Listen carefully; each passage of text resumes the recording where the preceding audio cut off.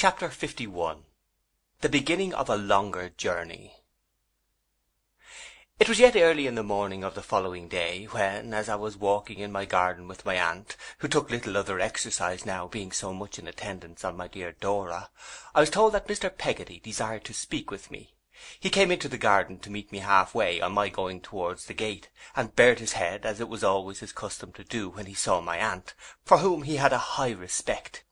I had been telling her all that had happened overnight. Without saying a word, she walked up with a cordial face, shook hands with him, and patted him on the arm. It was so expressively done that she had no need to say a word. Mr. Peggotty understood her quite as well as if she had said 1,000. "I'll go in now, Trot," said my aunt, "and look after little Blossom, who will be getting up presently." "Not along of my being here, ma'am, I hope," said Mr. Peggotty, "unless my wits is gone a bad sneezing," by which Mr. Peggotty meant to say birds nesting, "this morning. 'Tis along of me as you're a-going to quit us." "You have something to say, my good friend," returned my aunt, "and will do better without me."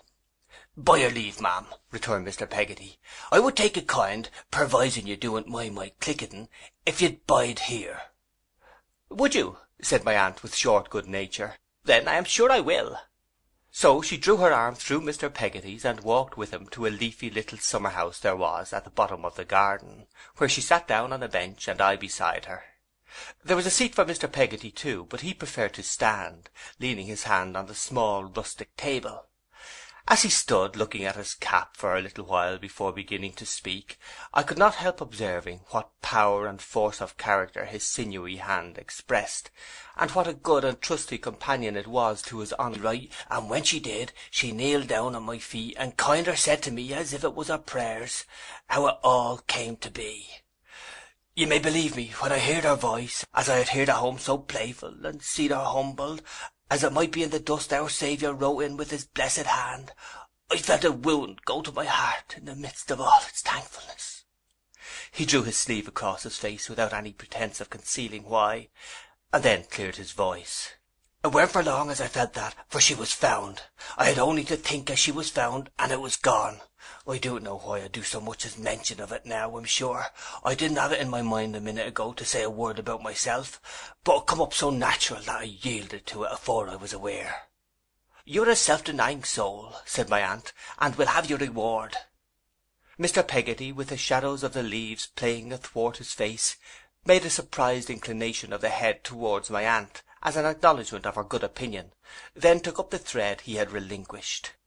"When my Emily took flight," he said, in stern wrath for the moment, "from the house where she was made a prisoner by that there spotted snake as Master Davy see, and his story's true, and may God confound him, she took flight in the night. It was a dark night with a many stars a-shining. She was wild. She ran along the sea beach, believing the old boat was there, and calling out to us to turn away our faces, for she was a-coming by. She heard herself a-crying out, like as if it was another person, and cut herself on them sharp-pointed stones and rocks, and felt it no more than if she had been rock herself. Ever so far she run, and there was fire afore her eyes and roarings in her ears. Of a sudden, or so she thought, you understand, the day broke wet and windy, and she was lying below a heap of stone upon the shore, and a woman was a-speaking to her, saying, in the language of that country, what was it that had gone so much amiss." He saw everything he related. It passed before him as he spoke so vividly that in the intensity of his earnestness he presented what he described to me with greater distinctness than I can express. I can hardly believe, writing now, long afterwards, but that I was actually present in these scenes. They were impressed upon me with such an astonishing air of fidelity. "As Emily's eyes, which was heavy, see this woman better," Mr. Peggotty went on, "she knowed as she was one of them as had often talked to her on the beach, for, though she had run, as I have said, ever so far in the night, she had oftentimes wandered long ways, partly afoot, partly in boats and carriages, and knowed all that country long the coast miles and miles. She hadn't no children of her own, this woman, being a young wife, but she was a-looking to have one afore long, and may my prayers go up to heaven that 'twill be a happiness to her, and a comfort and a honour all her life. May it love her and be dutiful to her in her old age, help of her at the last, a angel to her here and hereafter." "Amen," said my aunt. She had been somewhat timorous and down, said Mr. Peggotty, and had sat at first a little way off at her spinning, or such work as it was, when Emily talked to the children. But Emily had took notice of her, and had gone and spoke to her, and as the young woman was partial to the children herself, they soon made friends. So much, sir, that when Emily went that way, she always give Emily flowers. This was her as now asked her what it was that had gone so much amiss. Emily told her, and she took her home. She did indeed, she took her home, said Mr. Peggotty, covering his face. He was more affected by this act of kindness than I had ever seen him affected by anything since the night she went away. My aunt and I did not attempt to disturb him. It was a little cottage, you may suppose, he said presently, but she found space for Emily in it. Her husband was away at sea, and she kept it secret, and prevailed upon such neighbours as she had, there was not many near, to keep it secret too. Emily was took bad with fever, and what is very strange to me is, maybe 'tis not strange to scholars, the language of that country went out of her head, and she could only speak her own, that no one understood. She recollects, as if she had dreamt it, that she lay there always a-talking her own tongue, always believing as the old boat was round the next point in the bay, and begging and imploring of him to send there and tell how she was dying, to bring back a message of forgiveness, if it was only a word. Almost the whole time she thought now that him as I made mention on just now was lurking for her underneath the winder. Now that him as had brought her to this was in the room, and cried to the young woman not to give her up, and knowed at the same time that she couldn't understand, and dreaded that she must be took away. Likewise the fire was afore her eyes, and the roarings in her ears, and there was no today, nor yesterday, nor yet tomorrow, but everything in her life as ever had been, or as ever could be, and everything as never had been, and as never could be, was a crowding on her all at once, and nothing was clear nor welcome, and yet she sang and laughed about it. How long this lasted I don't know, but then there came a sleep, and in that sleep, from being a many times stronger than her own self, she fell into the weakness of the littlest child. Here he stopped, as if for relief from the terror of his own description.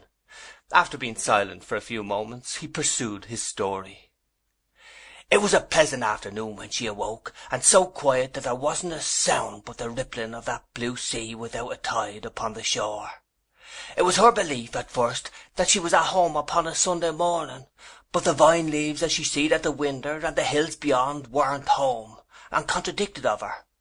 Then in came her friend to watch alongside of her bed, and then she knowed as the old boat weren't around the next point in the bay no more, but was fur off, and knowed where she was and why, and broke out a-crying on that good woman's bosom, where I hope her baby is a-lying now, a-cheering of her with its pretty eyes.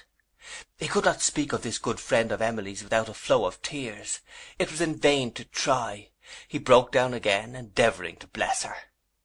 "That done my Emily good," he resumed, after such emotion as I could not behold without sharing in, and as to my aunt, she wept with all her heart. "That done Emily good, and she begun to mend. But the language of that country was quite gone from her, and she was forced to make signs.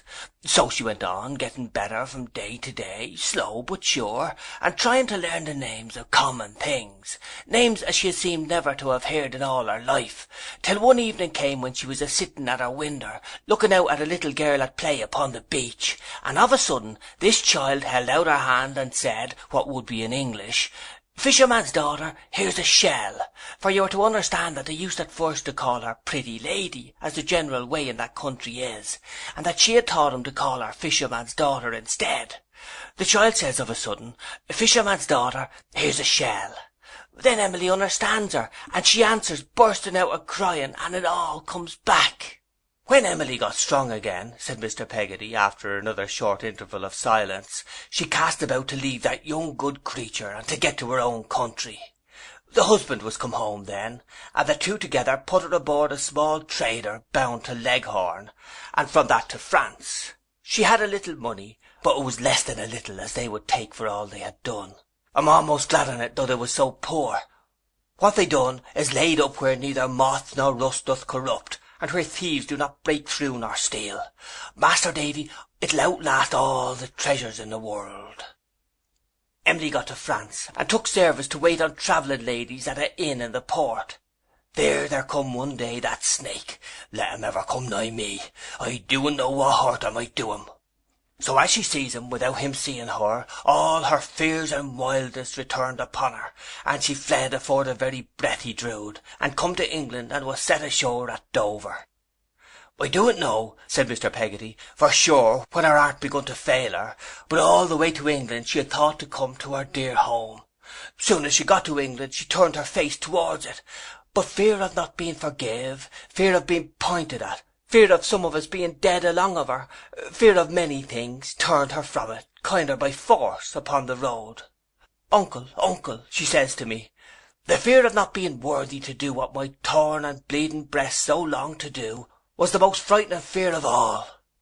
I turned back when my heart was full of prayers that I might crawl up to the old doorstep in the night, kiss it, lay my wicked face upon it, and there be found dead in the morning. She come, sir, said Mr. Peggotty, dropping his voice to an awe-stricken whisper, to London.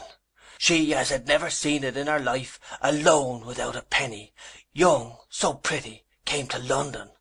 Almost the moment she lighted here, all so desolate, she found, as she believed, a friend, a decent woman, as spoke to her about the needlework as she had been brought up to, about finding plenty of it for her, about a lodging for the night, and making secret inquiration concerning me and all at home tomorrow. When my child, he said aloud, and with an energy of gratitude that shook him from head to foot, stood upon the brink of more than I can say or think on, Martha, true to her promise, saved her. I could not repress a cry of joy. Master Davy, said he, gripping my hand in that strong hand of his, it was you as first made mention of her to me. I thank ye, sir. She was earnest. She had knowed of her bitter knowledge, where to watch and what to do. She had done it, and the Lord was above all. She come, white and hurried, upon Emily in her sleep. She says to her, rise up from worse than death and come with me. Them belonging to the house might have stopped her, but they might as soon have stopped the sea. Stand away from me, she says. I am a ghost that calls her from beside her open grave. She told Emily she had seen me, and knowed I loved her and forgive her. She wrapped her hasty in her clothes, and took her faint and trembling on her arm. She heeded no more what they said than if she had had no ears. She walked among them with my child, minding only her, and brought her safe out in the dead of night from that black pit of ruin. She attended on Emily, said Mr. Peggotty, who had released my hand, and put his own hand on his heaving chest. She attended to my Emily, lying wearied out and wandering betwixt whiles, till late next day. Then she went in search of me, then in search of you, Master Davy. She didn't tell Emily what she'd come out for, lest her heart should fail, and she should think of hiding herself. How the cruel lady knowed of her being there I can't say. Whether him as I have spoke so much of chanced to see him going there, or whether, which is most likely to my thinking, he had heard it from the woman, I do't greatly ask myself. My niece is found. All night long, said Mr. Peggotty, we have been together, Emily and me. 'Tis little, considering the time, as she is said in words through them broken-hearted tears. 'Tis less as I have seen of her dear face, as growed into a woman's at my hearth. But all night long her arms has been about my neck, and her head has laid here, and we knows full well as we can put our trust in one another evermore. He ceased to speak, and his hand upon the table rested there in perfect repose, with a resolution in it that might have conquered lions. "It was a gleam of light upon me, Trot," said my aunt, drying her eyes, "when I formed the resolution of being godmother to your sister Betsy Trotwood, who disappointed me. But next to that, hardly anything would have given me greater pleasure than to be godmother to that young creature's baby." Mr. Peggotty nodded his understanding of my aunt's feelings, but could not trust himself with any verbal reference to the subject of her commendation. We all remained silent and occupied with our own reflections, my aunt drying her eyes, and now sobbing convulsively, and now laughing and calling herself a fool, until I spoke. "You have quite made up your mind," said I to Mr. Peggotty, "as to the future, good friend? I need scarcely ask you." "Quite, Master Davy," he returned, and told Emily, "There's mighty countries far from here. Our future life lays over the sea." "They will emigrate together, aunt," said I. "Yes," said Mr. Peggotty, with a hopeful smile. "No one can't reproach my darling in Australia. We will begin a new life over there.' I asked him if he yet proposed to himself any time for going away. 'I was down at the docks early this morning, sir,' he returned, 'to get information concerning of them ships. In about 6 weeks or 2 months from now there'll be one sailing. I see her this morning, went aboard, and we shall take our passage in her.' 'Quite alone?' I asked. 'Aye, Master Davy,' he returned. 'My sister, you see, she's that fond of you and yourn, and that accustomed to think only of her own country, that it wouldn't be hardly fair to let her go. Besides which, there's one she has in charge, Master Davy, as doing ought to be forgot.' 'Poor Ham,' said I. 'My good sister takes care of his house, you see, ma'am, and he takes kindly to her,' Mr. Peggotty explained for my aunt's better information. 'He'll set and talk to her with a calm spirit when it's like he couldn't bring himself to open his lips to another. Poor fellow,' said Mr. Peggotty, shaking his head. 'There's not so much left him that he could spare the little as he has.' 'And Mrs. Gummidge?' said I. 'Well, I've had her more to consideration, I do tell you,' returned Mr. Peggotty, with a perplexed look which gradually cleared as he went on. 'Concerning of Mrs. Gummidge. You see, when Mrs. Gummidge falls a thinking of the old one, she aren't what you may call good company. Betwixt you and me, Master Davy, and you, ma'am, when Mrs. Gummidge takes to wimmicken, our old country word for crying, she's liable to be considered to be, by them as do it know the old one, peevish like. Now I did know the old one,' said Mr. Peggotty, 'and I knowed his merits, so I understand her. But 'tan't entirely so, you see, with others. Naturally can't be.' My aunt and I both acquiesced. 'Whereby,' said Mr. Peggotty, 'my sister might, I doon't say she would, but might, find Mrs. Gummidge give her a little trouble now and again. Therefore, 'tan't my intentions to moor Mrs. Gummidge along of them, but to find a being for where she can fisherate for herself.' A being signifies in that dialect a home, and to fisherate is to provide. 'For which purpose,' said Mr. Peggotty, 'I mean to make her allowance afore I go, as'll leave her pretty comfortable. She's the faithfullest of creatures. 'Tan't to be expected, of course, at her time of life, and being lone and lorn, as the good old mawther is to be knocked about aboard ship, and in the woods and wilds of a new far-away country. So that's what I'm a-going to do with her.' He forgot nobody. He thought of everybody's claims and strivings but his own. 'Em'ly,' he continued, 'will keep along with me, poor child. She's sore in need of peace and rest, until such time as we goes upon our voyage. She'll work at them clothes as must be made, and I hope her troubles will begin to seem longer ago than they was, when she finds herself once more by her rough but loving uncle.' My aunt nodded confirmation of this hope, and imparted great satisfaction to Mr. Peggotty. 'There's one thing further, Master Davy,' he said, putting his hand in his breast pocket and gravely taking out the little paper bundle I had seen before, which he unrolled on the table. 'There's these here bank notes, £50 and 10. To them I wish to add the money as she came away with. I asked her about that, but not saying why, and have added of it up. I ain't a scholar. Would you be so kind as to see how 'tis?' He handed me, apologetically for his scholarship, a piece of paper, and observed me while I looked over it. It was quite right. 'Thank ye, sir,' he said, taking it back. 'This money, if you doon't see objections, Master Davy, I shall put up just afore I go in a cover directed to him, and put that up in another directed to his mother. I shall tell her, in no more words than I speak to you, what it's the price on, and that I'm gone and past receiving of it back.' I told him that I thought it would be right to do so, that I was thoroughly convinced it would be, since he felt it to be right. I said that there was only one thing further, he proceeded with a grave smile, when he had made up his little bundle again and put it in his pocket. But there was two. I warn't sure in my mind when I came out this morning as I could go and break to Ham, of my own self, what had so thankfully happened. So I writ a letter while I was out, and put it in the post office, telling of him how all was as 'tis, and that I should come down tomorrow to unload my mind of what little needs a doing of down there, and most like take my farewell leave of Yarmouth.' 'And do you wish me to go with you?' said I, seeing that he left something unsaid. 'If you could do me that kind favour, Master Davy,' he replied, 'I know the sight of you would cheer him up a bit.' My little Dora being in good spirits, and very desirous that I should go, as I found out on talking it over with her, I readily pledged myself to accompany him in accordance with his wish. Next morning, consequently, we were on the Yarmouth coach, and again travelling over the old ground.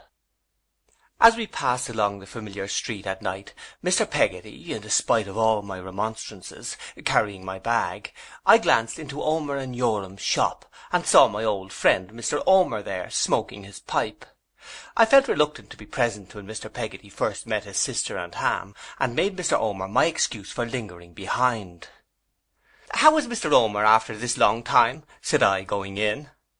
He fanned away the smoke of his pipe that he might get a better view of me, and soon recognized me with great delight. "I should get up, sir, to acknowledge such an honour as this visit," said he, "only my limbs are rather out of sorts, and I'm wheeled about. With the exception of my limbs and my breath, howsoever, I'm as hearty as a man can be, I'm thankful to say." I congratulated him on his contented looks and his good spirits, and saw now that his easy chair went on wheels. "It's an ingenious thing, ain't it?" he inquired, following the direction of my glance, and polishing the elbow with his arm. "It runs as light as a feather, and tracks as true as a mail coach. Bless you, my little Minnie, my granddaughter, you know, Minnie's child, puts her little strength against the back, gives it a shove, and away we go, as clever and merry as ever you see anything. And I'll tell you what, it's a most uncommon chair to smoke a pipe in." I never saw such a good old fellow to make the best of a thing, and find out the enjoyment of it, as Mr. Omer. He was as radiant as if his chair, his asthma, and the failure of his limbs were the various branches of a great invention for enhancing the luxury of a pipe. "I see more of the world, I can assure you," said Mr. Omer, "in this chair than ever I see out of it. You'd be surprised at the number of people that looks in of a day to have a chat, you really would. There's twice as much in the newspaper since I've taken to this chair as there used to be. As to general reading, dear me, what a lot of it I do get through. That's what I feel so strong, you know. If it had been my eyes, what should I have done? If it had been my ears, what should I have done? Being my limbs, what does it signify? Why, my limbs only made my breath shorter when I use them, and now, if I want to go out into the street or up and down the sands, I've only to call Dick, Yoram's youngest apprentice, and away I go in my own carriage, like the Lord Mayor of London." He half suffocated himself with laughing here. "Lord bless you," said Mr. Omer, resuming his pipe, "a man must take the fat with the lean. That's what he must make up his mind to do in this life. Yoram does a fine business, excellent business." "I'm very glad to hear it," said I. "I knew you would be," said Mr. Omer. "And Yoram and Minnie are like valentines. What more can a man expect? What's his limbs to that?" His supreme contempt for his own limbs, as he sat smoking, was one of the pleasantest oddities I have ever encountered. "And since I've took to general reading, you've took to general writing, eh, sir?" said Mr. Omer, surveying me admiringly. "What a lovely work that was of yours! What expressions in it! I read it every word, and as to feeling sleepy, not at all." I laughingly expressed my satisfaction, but I must confess that I thought this association of ideas significant.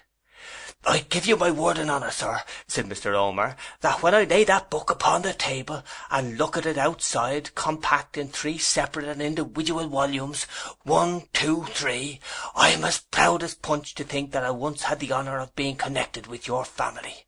But, dear me, it's a long time ago now, ain't it? Over at Blunderstone, with a pretty little party laid along with the other party, and you quite a small party then yourself. Dear, dear." I changed the subject by referring to Emily. After assuring him that I did not forget how interested he had always been in her, and how kindly he had always treated her, I gave him a general account of her restoration to her uncle by the aid of Martha, which I knew would please the old man. He listened with the utmost attention, and said feelingly when I had done, "I am rejoiced to hear it, sir. It's the best news I have had for many a day. Dear, dear, dear. And what's going to be undertook with that unfortunate young woman, Martha, now?" "You touch a point that my thoughts had been dwelling on since yesterday," said I, "but on which I can give you no information yet, Mr. Omer. Mr. Peggotty has not alluded to it, and I have a delicacy in doing so. I am sure he has not forgotten it. He forgets nothing that is disinterested and good. Because, you know,' said Mr. Omer, taking himself up where he had left off, 'whatever is done I should wish to be a member of. Put me down for anything you may consider right, and let me know. I could never think the girl all bad, and I'm glad to find she's not. So will my daughter Minnie be. Young women are contradictory creatures in some things. Her mother was just the same as her, but their hearts are soft and kind. It's all show with Minnie about Martha. Why she should consider it necessary to make a show, I don't undertake to tell you. But it's all show, bless you.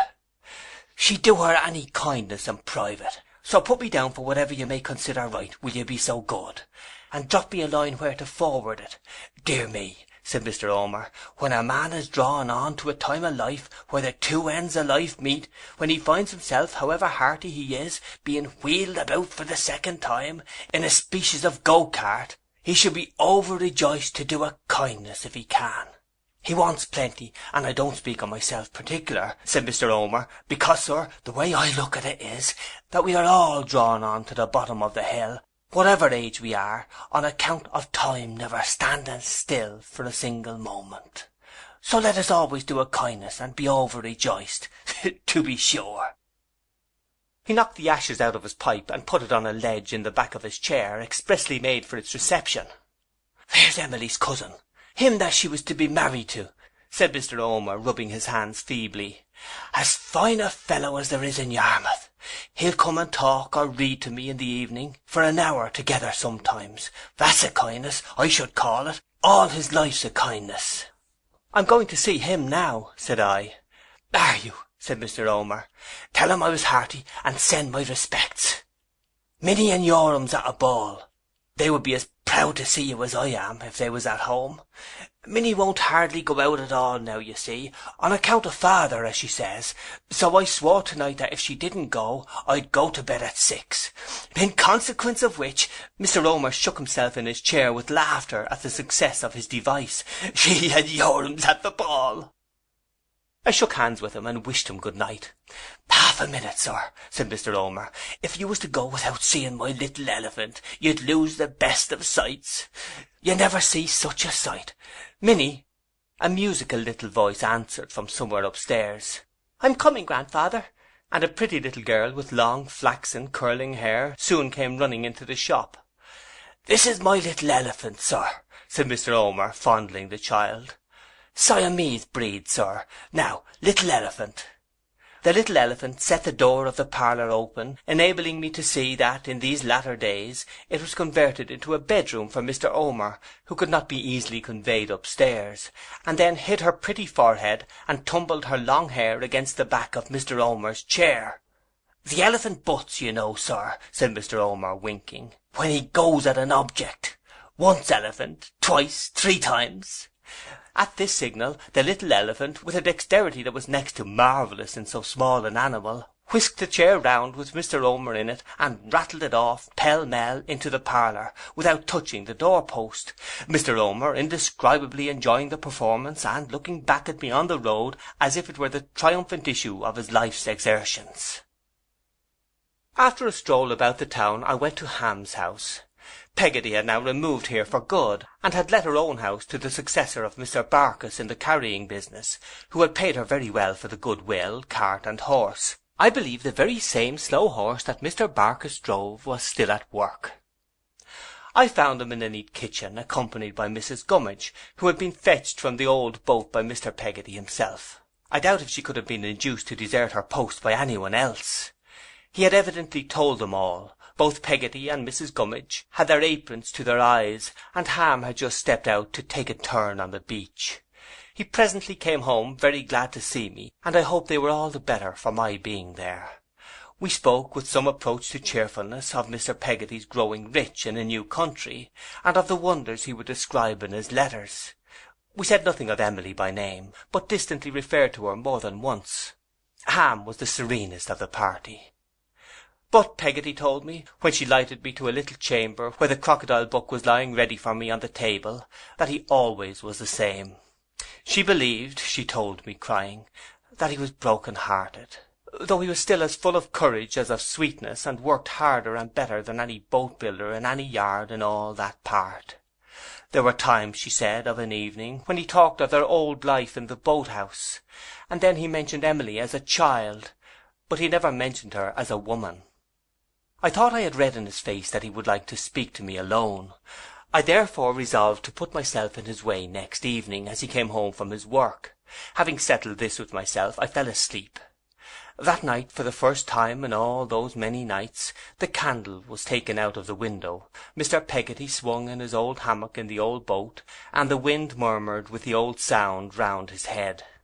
All next day he was occupied in disposing of his fishing boat and tackle, in packing up and sending to London by waggon such of his little domestic possessions as he thought would be useful to him, and in parting with the rest, or bestowing them on Mrs. Gummidge. She was with him all day. As I had a sorrowful wish to see the old place once more before it was locked up, I engaged to meet them there in the evening. But I so arranged it that I should meet Ham first. It was easy to come in his way, as I knew where he worked. I met him at a retired part of the sands, which I knew he would cross, and turned back with him, that he might have leisure to speak to me if he really wished. I had not mistaken the expression of his face, and we walked but a little way together when he said, without looking at me, "Master Davy, have you seen her?" "Only for a moment, when she was in a swoon," I softly answered. We walked a little farther, and he said, "Master Davy, shall you see her, do you think?" "It would be too painful to her, perhaps," said I. "I have thought of that," he replied. "So 'twould, sir, so 'twould." "But, Ham," said I gently, "if there is anything I could write to her for you, in case I could not tell it, if there is anything you would wish to make known to her through me, I should consider it a sacred trust." "I'm sure on it, I thank ye, sir, most kind. I think there is something I could wish said or wrote." "What is it?" We walked a little farther in silence, and then he spoke. "'Tan't that I forgive her, 'tan't that so much. 'Tis more as I beg of her to forgive me, for having pressed my affections upon her. Odd times I think that if I hadn't had her promise for to marry me, sir, she was that trustful of me, in a friendly way, that she'd have told me what was struggling her mind, and would have counselled with me, and I might have saved her." I pressed his hand. "Is that all?" "There's yet something else," he returned, "if I can say it, Master Davy." We walked on, farther than we had walked yet, before he spoke again. He was not crying when he made the pauses I shall express by lines. He was merely collecting himself to speak very plainly. "I loved her, and I love the memory of her, too deep to be able to lead her to believe of my own self as I'm a happy man. I only could be happy by forgetting of her, and I'm afeard as I couldn't hardly bear as she should be told I'd done that. But if you, being so full of learning, Master Davy, could think of anything to say as might bring her to believe I wasn't greatly hurt, still loving of her and mourning for her, anything as might bring her to believe as I was not tired of my life, and yet was hoping for to see her without blame, where the wicked cease from troubling and the weary are at rest, anything as would ease her sorrowful mind, and yet not make her think as I could ever marry, or as 'twas possible that anyone could ever be to me what she was, I should ask of you to say that, with my prayers for her that was so dear." I pressed his manly hand again, and told him I would charge myself to do that as well as I could. "I thank ye, sir," he answered. "'Twas kind of you to meet me. 'Twas kind of you to bear him company down. Master Davy, I understand very well, though my aunt will come to London afore they sail, and they'll unite once more, that I'm not like to see him again. I fare to feel sure on't. We don't say so, but so 'twill be, and better so.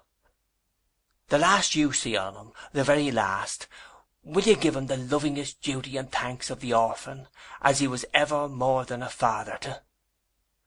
This I also promised faithfully. "I thank ye again, sir," he said, heartily shaking hands. "I know where you're a-going. Good-bye." With a slight wave of his hand, as though to explain to me that he could not enter the old place, he turned away. As I looked after his figure crossing the waste in the moonlight, I saw him turn his face towards a strip of silvery light upon the sea, and pass on looking at it until he was a shadow in the distance. The door of the boathouse stood open when I approached, and on entering I found it emptied of all its furniture, saving one of the old lockers on which Mrs. Gummidge, with a basket on her knee, was seated, looking at Mr. Peggotty.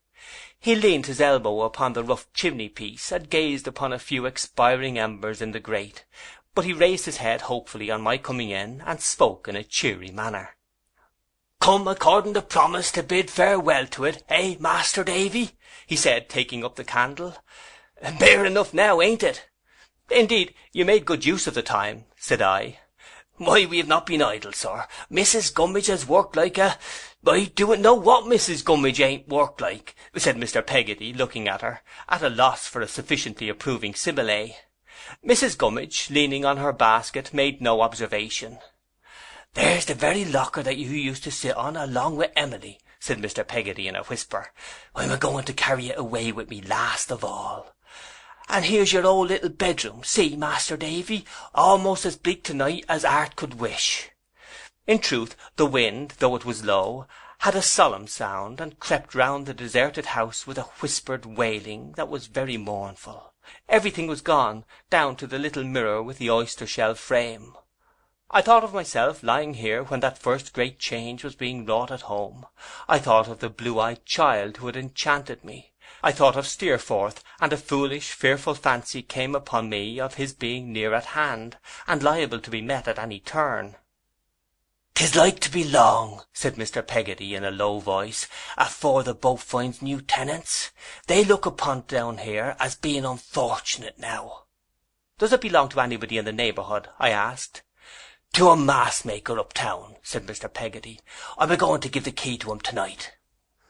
We looked into the other little room, and came back to Mrs. Gummidge sitting on the locker, whom Mr. Peggotty, putting the light on the chimney-piece, requested to rise, that he might carry it outside the door before extinguishing the candle. "Dan'l," said Mrs. Gummidge, suddenly deserting her basket and clinging to his arm, "my dear Dan'l, the parting words I speak in this house is, I mustn't be left behind. Doen't you think of leaving me behind, Dan'l? Oh, doen't ye ever do it?" Mr. Peggotty, taken aback, looked from Mrs. Gummidge to me, and from me to Mrs. Gummidge, as if he'd been awakened from a sleep. "Doen't ye, dearest Dan'l? Doen't ye?" cried Mrs. Gummidge fervently. "Take me along with you, Dan'l. Take me along with you and Emily. I'll be your servant, constant and true. If there's slaves in them there parts where you're a-going, I'll be bound to you for one, and happy. But doen't you leave me behind, Daniel? That's a dearie dear." "Ah, good soul," said Mr. Peggotty, shaking his head. "You don't know what a long voyage and what a hard life 'tis." "Yes, I do, Dan'l. I can guess," cried Mrs. Gummidge. "But my parting words under this roof is, I shall go into the house and die if I'm not took. I can dig, Dan'l. I can work. I can live hard. I can be loving and patient now, more than you think, Dan'l, if you'll only try me. I wouldn't touch the allowance, not if I was dying of want, Dan'l Peggotty. But I'll go with you and Emily, if you'll only let me to the world's end. I know how 'tis. I know you think that I'm lone and lorn, but dearie love, 'tan't so no more. I ain't sat here so long a-watching and a-thinking of your trials, without some good being done. Master Davy, speak to him for me. I knows his ways and Emily's. I knows their sorrows, and can be a comfort to 'em some odd times, and labour for 'em allus. Dan'l, dearie Dan'l, let me go along with you." And Mrs. Gummidge took his hand and kissed it with a homely pathos and affection, in a homely rapture of devotion and gratitude that he well deserved. We brought the locker out, extinguished the candle, fastened the door on the outside, and left the old boat close shut up, a dark speck in the cloudy night. Next day, when we were returning to London outside the coach, Mrs. Gummidge and her basket were on the seat behind, and Mrs. Gummidge was happy. End of chapter